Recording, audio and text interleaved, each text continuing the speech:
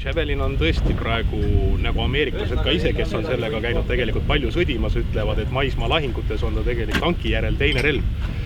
Et teda peetakse nii heaks ja oluliseks ja võimsaks. Ja õnneks on neid nüüd ka Kaitseliidul ja viimased mõni aasta on siis toimunud päris korralik väljaõpe ja rühmad on juba kogemuse saanud.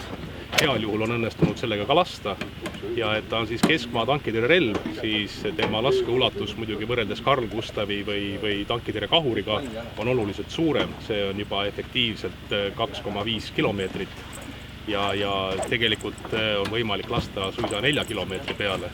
Et toimib ta siis põhimõttel, et sihtmärk lupustatakse ja kui rakett saab sellest aru, millist sihtmärki ta laskma peab, siis pärast raketi teele laskmist läheb ta ise kohale. Ja seda raketti tegelikult nagu tänaste vahenditega ei ole ka võimalik segada. Et väga oluline, mis võrreldes teiste relvadega on termokaamera võimekus. See tähendab, et öisel ajal, pimedal ajal on temaga väga ideaalne sõdida, kus sihtmärgid on hästi tuvastatavad. Ja harjutustes on päris palju harjutusi sees, kus Javeliniga on võimalik lasta ennekõike siis helikoptereid, ehk siis õhusihtmärke, mis ei liigu just väga kiiresti, sest raketilend ei ole väga kiire. Et näiteks helikopterid maandumisel tõusul just siis, kui ta kuskil paigal nagu õhus ripub, on võimalik lasta. Selleks on, kui vaikimisi on Javelinil pealtlaske valik ja optsioon, siis on võimalik valida ka otselasku. Sest helikopterid, millel üleval on kiiresti pöörlev tiivik, ei ole võimalik pealt lasta. Aga mis on väga head asjad, on Javelini simulaatorid ja õnneks on neid nüüd ka juba tankidele raketirühmade käsutusse antud ja nende simulaatoritel on väga suur valik ja häid siis ülesandeid, nii et iga sihtur, kes tahab saada sihturiks, peab läbima selle koolituse ja tegema ära sihturitestid. Et kui need on tehtud, siis põhimõtteliselt, kui simulaatoril on juurdepääs olemas juba nii, nagu meil täna on, siis me saame küllalt regulaarselt sellega harjutada, käimata isegi kuskil nädalavahetustel selleks tervet nädalavahetust kulutamas, vaid on võimalik seda teha ka lihtsalt tööpäeva õhtuti.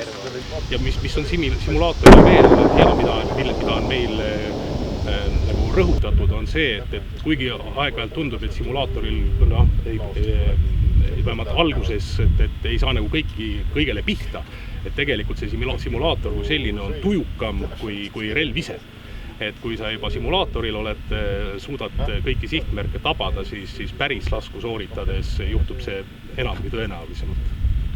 Aga tõesti oleme saanud ka liitlaste paraku siis vastu harjutada tankitõrje versus reaalsed tankid ja arvestades just seda kaugust, mida tegelikult on meie looduses päris palju, et on võimalik leida küll neid kohti, kus meeskond on 1,5 kilomeetri, 2 kilomeetri kaugusel sellest sihtmärgist ja et isegi kui tank oma väga heade seadmetega võiks nagu justkui näha seda meeskonda, siis ta ei suuda tuvastada, et tegemist on tankitõrje meeskonnaga ja loomulikult ta ei võta seda kui oma kõige rängemat vastast, sest ta näeb ainult võib-olla heal juhul näeb ta ainult mingit üksikud võitlejad kuskil kaugel põsas passimas ja selle pihta ta loomulikult kogu oma tulejõudu ei ava, aga selleks hetkeks, kui rakett on juba õhus, siis on juba hilja.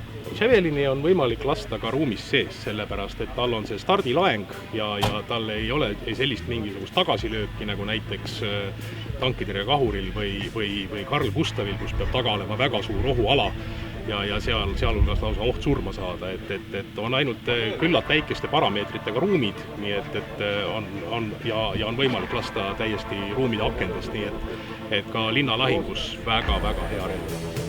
Ja loomulikult jah, tänapäevastes tingimustes, kus väga suureks ohuks on juba kõik võimalikud droonid, vastase õhuluure, muu selline, siis maskeerumine ja enese varjamine ja peitmine muutub muidugi iga päev üha tähtsamaks.